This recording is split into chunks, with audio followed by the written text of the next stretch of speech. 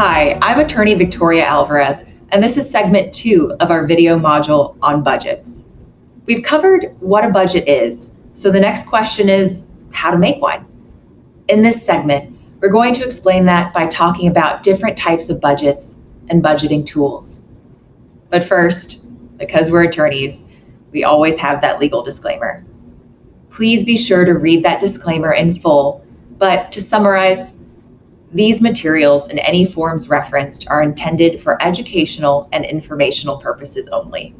There are a ton of different types of budgets, and it's important to figure out what feels and works best for you and your goals. Here are just a few to consider as you get started.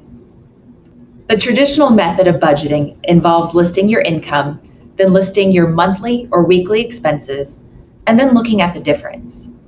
The goal is to earn more money than you spend.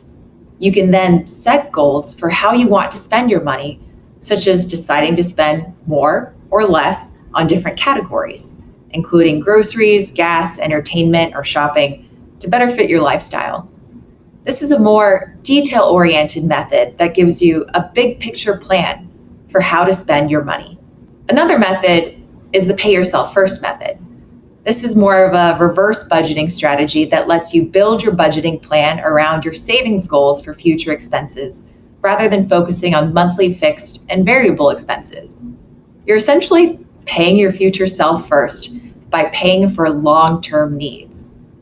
First, you start by writing down your net monthly income and your typical spending habits to determine how much you should pay yourself each month. Next, you make a list of your short and long-term savings goals. You can then prioritize this list based on your needs for things like retirement and an emergency fund first, or taking a trip, buying a new computer, or purchasing a car or home. You can then decide whether you want to put aside a small amount each month for all of your goals, or put aside larger amounts for just a few more important goals. Finally, this doesn't have to be set in stone.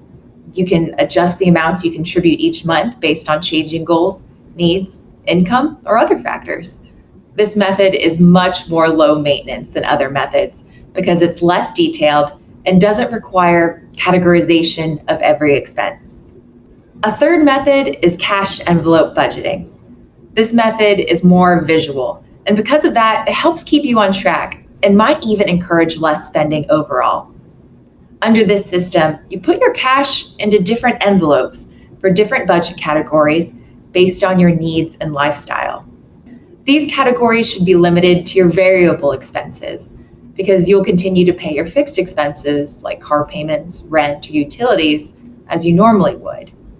For example, you could have a category for groceries, fun and entertainment, shopping, hobbies, pets, and more based on the things you typically spend on each month.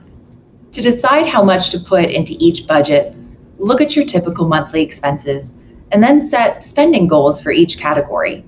This makes it easier to see how much you're actually spending each month. And when you spend more on things you don't actually need, you have less to spend on things you really want. A fourth method is the 50-30-20 budget. This is a very simplified system where you break down your monthly expenses into 3 clear-cut categories: needs, wants, and savings. 50% of your income goes towards needs, like rent and groceries.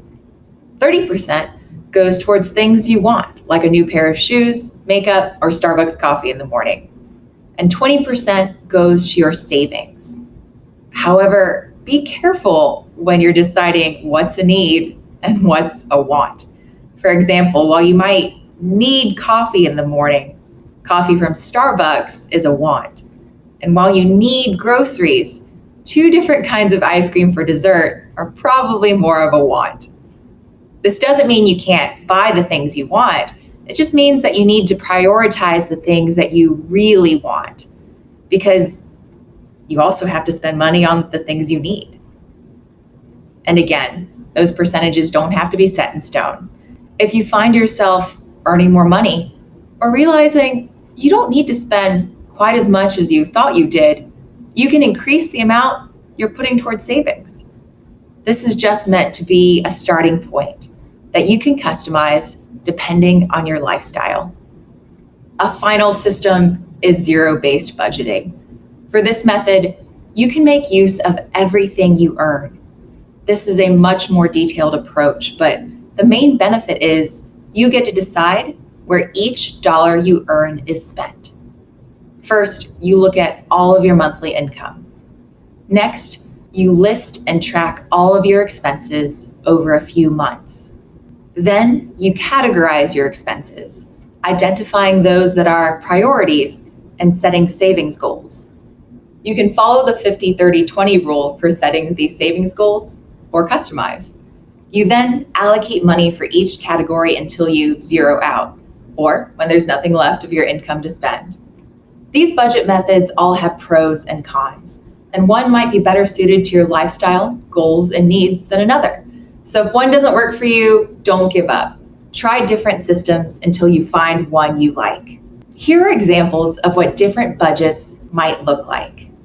For the cash envelope system, be sure to come up with categories that reflect your spending habits.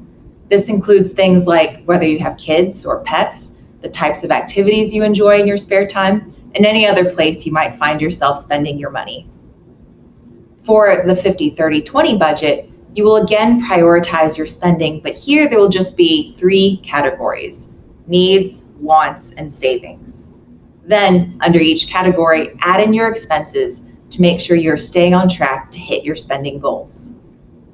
Finally, for the zero-based budget, you can ditch these categories and instead simply write down every expense you make as its own line item, and then subtract it from your total income until you zero out. Just like there are many different types of budgets out there, there are also tons of budgeting tools you can use, and we recommend trying out different applications. Some people like to use a pen and paper to write out their budgets, while others prefer using Excel spreadsheets, and still others use apps. Here are a few of our favorites to try out as starting points. Mint is a popular free smartphone app that connects all of your different accounts, including those for cash, credit, loans, and investments, so that you can see your complete financial picture all in one place. You can then track your cash flow so that you can stay on top of your accounts, bills, and subscriptions. Their push notifications help make sure you never miss a payment, and they categorize your transactions for you so that you can create your own custom budget. They also provide personalized suggestions for ways you can pay off debt, change your spending habits, and ultimately, save more. Similar to Mint is Pocket Guard, which offers both free and subscription options and pulls all of your bank, credit card, loan, and investment accounts into one place. Then, after you've set aside customizable amounts of money for your bills, goals, and necessities, it shows you how much spendable money you have left over. You can customize spending categories or hashtags, and Pocket Guard will provide you with personalized reports to show you where you can make changes and stay on track. Another popular app is Good Budget, which uses the envelope system to create a personalized budget. You can sync your household budgets with family members or just budget for yourself. And because this is an app, you still get the visual benefits of the system without having to actually keep cash and multiple envelopes on hand. A third app is EveryDollar, which similarly allows you to personalize your monthly budget from your phone, but this app follows the zero-based budget approach. You start by adding in your expected monthly income. Then you can use their customizable template for making a plan to budget your monthly expenses. Then, every time you spend money, you create a transaction to track your spending habits and budget. Finally, you can use a budget planning worksheet that matches your preferred budgeting type, and there are infinite templates you can download online. The one showed here, for example, asks you to use the last month's expenses to help you plan the next month's budget. First, you'll fill in your monthly income, including your paychecks and other sources. Then, you'll list your expenses broken up by different categories such as housing, food, and transportation, as well as health, personal and family finance, and other expenses. You can then see how your expenses compare to your total income, and from there you can establish spending goals and limits for different categories. Now you have a general knowledge of budgeting basics, as well as some ideas for how you might go about planning your own budget. In the next segment, we will discuss additional topics for you to consider, including emergency funds and how to stay within your budget.